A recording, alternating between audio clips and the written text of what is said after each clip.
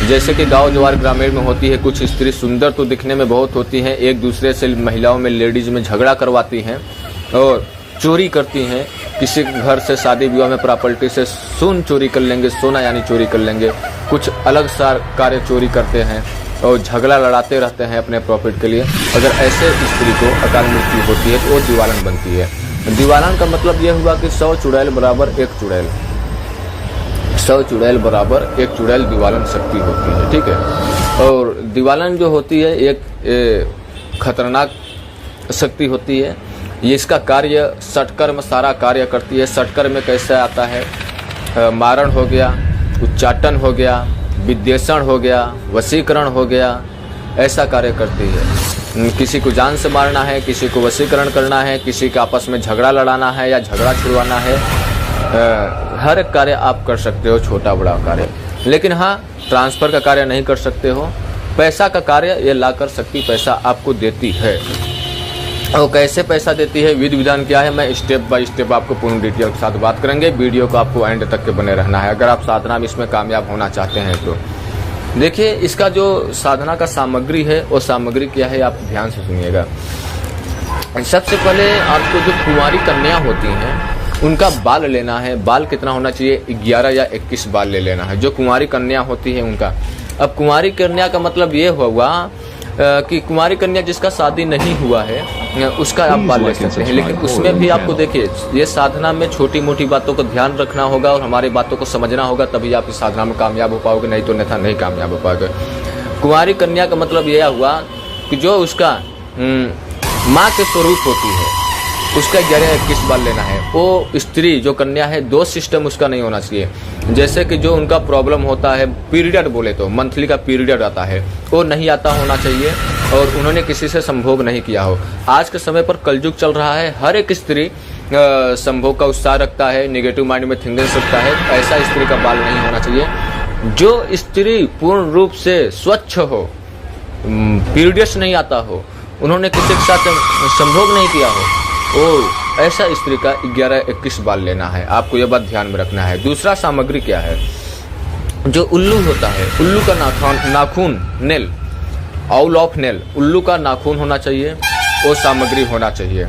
और जो स्त्री मर चुकी है उस स्त्री का यानी साड़ी बोले तो, जो स्त्री मर चुकी है अकाल मृत्यु में, उसका साड़ी यानी कपड़ा बोले वो लेना होता है।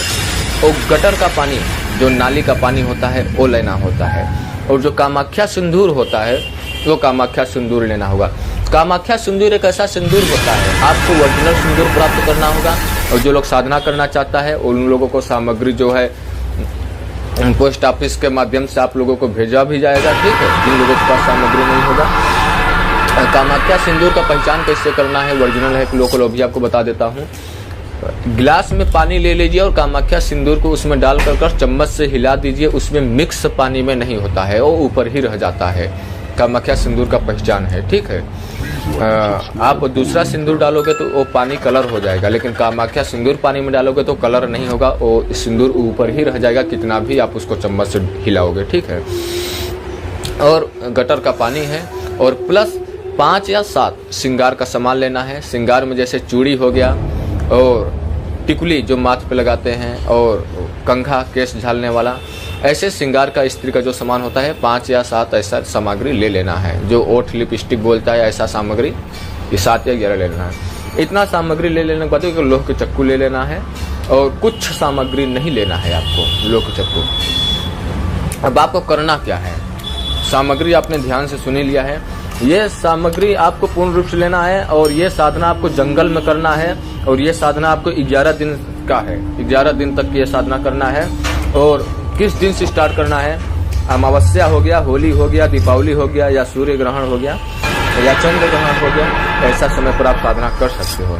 अगर ऐसे साधना पे आप नहीं कर सकते हो तो अभी नवरात्र चल रही है, नवरात्र से किसी भी दिन से स्टार्ट कर सकते हो। क्योंकि जो नवरात्र है 9 देवी है, 9 देवी में जो तंत्र मंत्र यंत्र के लाइन का है, जो तांत्रिक लोग हैं, जो शक्तियां होती है उनकी जो एनर्जी है वो हाई लेवल हो जाती है, यानी वो और पावरफुल हो जाती हैं और जागृत हो जाती हैं, ठीक है।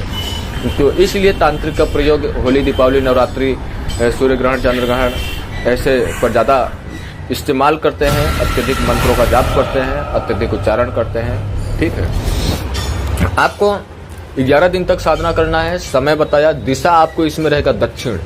ठीक है, साउथ यानी दक्षिण आपका दिशा रहेगा। और साधना 11 दिन तक आपको प्रतिदिन एक ही समय पर स्टार्ट करना है। प्रतिदिन आपको 11 बजे रात्रि को ही साधना स्टार्ट करना है, जंगल में ही साधना करना है। रक्षा घेरा आपको लगाना है 10 बाई 10 का, 10 बाई 10 का रक्षा घेरा लगाना है। और मुख जो है वह सांस टूटना नहीं चाहिए और मंत्र मुख से यही बोलना है, ओम श्री भैरवाय नमः, ओम श्री भैरवाय नमः, ओम श्री भैरवाय नमः। इस मंत्र का 1 माला या 7 माला या 11 माला शिव मंदिर में जाकर कर जाप कर ले।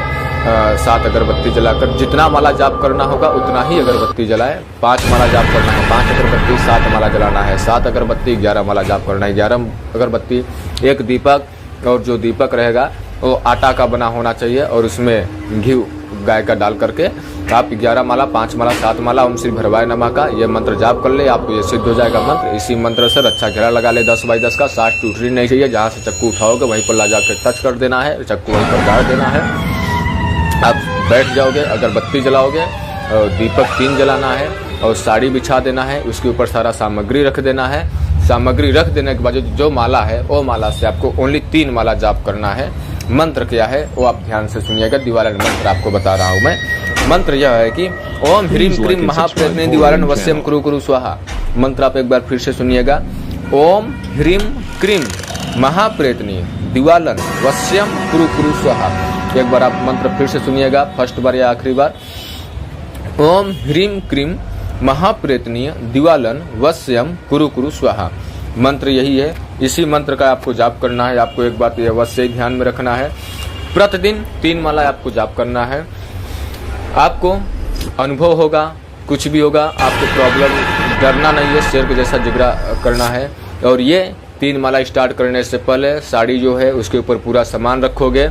आप अपने कुल देवी देवता का प्रणाम करोगे, इष्ट देव का प्रणाम करोगे, गुरु मंत्र 1 माला जाप करोगे, फिर ये मंत्र जो भी मैंने बताया इसका माला का जाप करना होगा। 3 माला जाप करना है प्रतिदिन। आपको माला जाप करने के बावजूद साधना खत्म होता है तो आप अपने घर पर वापस चले आना है। रास्ते में हैंडपंप मिलता है, नदी मिलता है, तालाब मिलता है, आप नहा भी सकते हो, पानी का छिड़काव कर सकते हो, तभी घर के अंदर प्रवेश करें। और घर से जब आप आ रहे हो साधना करके तो पीछे से कोई आवाज़ दे रहा है तो आप पीछे मुड़कर बिल्कुल कभी भी कदापि न देखें। और जो भी आपके साथ अनुभव हो रहा है साधना के दौर पर, आप पब्लिक से किसी से भी शेयर न करें। आप ओनली अपने गुरु को बताएं, हानि हो या लाभ हो। और घर वालों को या फैमिली को, रिलेशन को, रिलेटेड को, फ्रेंड्स को, किसी को भी नहीं पता होना चाहिए कि आप क्या करने जाते हो और क्या कर रहे हो, नहीं तो आपका साधना सफल नहीं होगा, सक्सेसफुल नहीं होगा। जब शक्ति आती है तो आपको बहुत अलग लगेगा, जो कि वो आपको मैंने मुख से नहीं जुबा कर सकता है। वहाँ का बदबू जो होता है बहुत खतरनाक बदबू आएगी। वो बदबू जो जैसा कि बकरी हो गए, भैंस हो गए, ऐसा जब बफेलो हो गए मर जाता है, डेथ हो जाता है, तो वो 1-2 दिन के बाद जब वो उस जगह पे कोई इंसान जाता है तो बहुत अत्यधिक वास आता है, गंध आता है, बदबू आता है। सेम टू सेम उसी प्रकार से बदबू आती है। और शक्ति से आपको नजरें मिलाकर नहीं बात करना है। शक्ति रक्षा घेरा के बाहर रहेगी। शक्ति आपसे गटर की पानी मांगेगी, गटर का पानी आपको देना नहीं है। शक्ति पूछेगी कि आप मेरे को किस लिए सिद्ध किया है। वो काली रूप में रहेगी, काली साड़ी में, उसका चेहरा नहीं दिखेगा, ठीक है ना, ओनली आंखें दिखेगी दिवालन की, ठीक है ना। और उसका जो लंबाई रहेगी वो 7 से 8 फीट तक हो सकती है, ठीक है। जब वो शक्ति आती है वो गटर के पानी मांगेगी, आपको गटर का पानी नहीं देना है। वो बोलेगी तुम मुझे किस लिए सिद्ध किया है। आपको बोलना है कि आपको तो खुद को पता है, हमारे पास मजबूरी है, मैं परेशान हूँ इसीलिए मैंने आपको सिद्ध किया, इसीलिए आपको बुलाया है। आप मेरे को वचन दे दीजिए। वचन आपको लेना है, जब भी मैं आपको बुलाऊंगा तब भी आपको आना होगा। जो मैं बोलूँगा तो आपको करना पड़ेगा, बिना मेरी इजाज़त का कोई कार्य नहीं होगा। जब भी मेरे से कोई भी गलती हो जाएगी आप मुझे माफ़ करोगे, मेरे घर परिवार वालों को परेशान नहीं करोगे, मैं अपने होश वास में रहूँगा, तभी आपका भोग का मान्य होगा। इतना वचन आपको लेना है। और इतना वचन ले लेने के बावजूद शक्ति से आपको बोलना है कि मैं आपको दोबारा बुलाऊंगा कैसे। वो शक्ति जो है दिवालन अपना बाल देती है, बाल अपना सर से निकाल कर देती है, तो आपको बाल ले लेना है। और शक्ति भी आपसे एक वचन लेगी। शक्ति ये वचन लेगी कि जो भी कुछ दूंगी तेरे लिए दूंगी, जो भी कुछ करूंगी तेरे लिए दूंगी, अगर तुम किसी से बताएगा तो मैं तेरी मृत्यु कर दूंगी। आपको भी उस शक्ति का वचन स्वीकार कर लेना है। आपको उसी टाइम पर उससे पैसे की मांग करना है। 10 लाख, 15 लाख, 20 लाख, 25 लाख, जो भी आपका माइंड का मकसद है। आपको वो पैसे की मांग जब करोगे तो 20 लाख आपने मांगा है तो 15 लाख हो देगी, 20 लाख भी दे सकती है। शक्ति के ऊपर निर्भर रखती है। जब आप घर वापस आओगे तब जो वो बाल दिया है शक्ति ने, वो चांदी के ताबीज में आपको भर करके और कहीं पर पवित्र स्थान पर रख देना है जहाँ पे आप पूजा पाठ करते हो। अगर वहाँ पे आप नहीं रख सकते हो तो आप अपने दाहिने हाथ की भुजा में भी धारण कर सकते हो, गले में भी धारण कर सकते हो। आपको ध्यान रखना चाहिए खोए ना। अगर आप शरीर में धारण नहीं कर सकते हैं तो जहाँ पे धार्मिक स्थान यानी पवित्र स्थान, सात्विक देवी देवता हैं, वहाँ पे पूजा के स्थान पर आप उसको रख दोगे तो क्या है कि चुड़ैल भूत प्रेत वहाँ पे नहीं जा सकते, वो वहाँ से गायब नहीं हो सकता है। आपको ध्यान में रखना है शक्ति जो भी पैसा देती है उसमें में से पहले पैसा आपको निकाल लेना है, शक्ति को भोग देना है। और जहाँ पे वो चोरी की पैसा उठाती है, जो ये शक्ति है चोरी का काम अत्यधिक करती है, जहाँ पे अनकाउंटिंग बिना गिना हुआ पैसा रखा हुआ होता है, गोदाम हो गया, बैंक हो गया, कहीं पर भी कुछ भी सिस्टम से जहाँ की थोक मात्रा में पैसा रखा हुआ है, वहाँ पे काउंटिंग नहीं किया गया है, वहाँ से शक्ति पैसा उठाती है और आपको ला करके देती है। और काला कपड़ा में पोटली जैसा वो पैसा रहता है, वो पूरा रूप से गड्डी गड्डी पैसा रहता है। और पैसा का रुकने का समय ओनली 3 दिन रहता है। 3 दिन के बाद वो पैसा अपने आप अदृश्य हो जाता है, यानी गायब हो जाता है। जब शक्ति पैसा देती है तो उसमें में से भोग आप उसको पहले दे, उसी पैसा से निकाल कर करो। पैसा 1 रुपये आप खर्च पहले 1 रुपये भी न करें, उस पैसे से 500, 1000, 1 रुपये कुछ भी निकाल कर पैसा शक्ति को भोग दें। भोग देने के बावजूद आप अपना पैसा इन्वेस्ट करना स्टार्ट कर दें। इन्वेस्ट करने से पहले कुछ गरीबों को दान करें और कुछ कहीं पर मंदिर बन रही हो वहाँ पर दान करें। यह करने से आपको शक्ति एनर्जी पावर अवश्य बनी रहेगी, घटना होने से देर होगी और आपको अच्छा महसूस होगा। क्योंकि जो शक्ति पैसा लाई है वो अच्छा कर्म की है कि बुरा कर्म की है, कैसा पैसा है, जायज कमाई का है कि नाजायज कमाई का है, आपके ऊपर प्रॉब्लम नहीं पड़ेगा। क्योंकि आपको तो नहीं पता है शक्ति कैसा पाया लाया है, अच्छा कर्मों का है कि बुरा कर्मों का यह पैसा है। इसलिए जरा आप गरीबों को दान अवश्य ही करें। उसके बावजूद आपको ये साधना आपका संपन्न होता है। शक्ति को आप कभी भी जीवन में दोबारा बुलाते हो, खिड़की, दरवाजा, लाइट बंद कर करके, गटर का पानी साथ में रख करके, तो आप उसको बुला सकते हो और अपना मनचाहा कार्य इच्छित करा सकते हो। और आपको एक बात अवश्य ही ध्यान में रखना है, शक्ति से कभी भी आपको ये सवाल नहीं करना है कि आप पैसा लाते कहाँ से हो, कैसे लाते हो।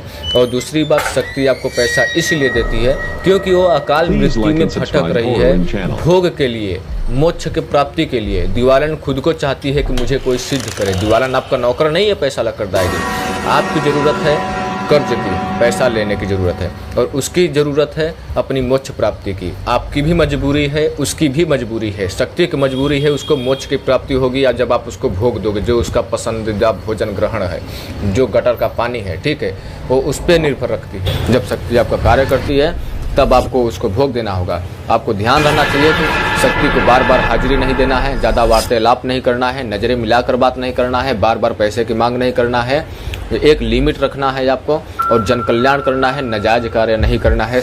शक्ति तामसिक हो या सात्विक हो या घोर पद्धतिक हो या मसान का हो या शमशानी हो या कैसी भी शक्ति हो, उसका गलत उपयोग नहीं लेना चाहिए, गलत कार्य नहीं लेना चाहिए, ठीक है। ओनली जन कल्याण के लिए करना चाहिए। आप कोई जादूगर, कोई मैजिकल नहीं है कि आप मजाक करने के लिए, जादू दिखाने के लिए, चमत्कार दिखाने के लिए आप बैठ गए। ऐसा शक्ति का इस्तेमाल आपको बिल्कुल कभी भी कदापि नहीं करना है। और ये साधना करने से पहले गुरु के मार्गदर्शन में आपको अवश्य ही होना चाहिए। आप लोग को वीडियो में जहाँ पर न समझ में आए कमेंट करें, और आप लोग यूट्यूब पे कभी भी किसी को पैसा न दें। आप लोग ये अवश्य ही ध्यान दें। आपको छोटी मोटी बातों को समझाते हुए बहुत लॉन्ग वीडियो होता है। अब आप लोग आदेश दीजिए, मैं अपनी वाणी को विराम देता हूँ। बहुत जल्दी लौटूंगा एक रहस्यमयी जानकारी के साथ। तब तक ये आप लोग अपने माता पिता कदमों का तिलक कीजिए, उनके ही कदमों में जन्नत है। हर हर महादेव, हर हर महादेव, हर हर महादेव।